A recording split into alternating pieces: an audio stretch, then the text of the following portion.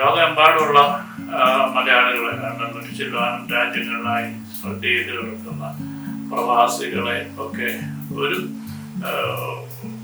കുടക്കീഴിൽ, ഒരു കൂരയ്ക്കുള്ളിൽ, ഒരു സംഘടനയ്ക്കുള്ളിൽ അല്ലെങ്കിൽ ഒക്കെ എത്തിക്കാനായിട്ടുള്ളൊരു വലിയൊരു ശ്രമമാണ് കഴിഞ്ഞ ഏതാനും വർഷങ്ങളായിട്ട് സർക്കാരിൻ്റെ ചുമതലയിൽ നടത്തിക്കൊണ്ടിരിക്കുന്നത്.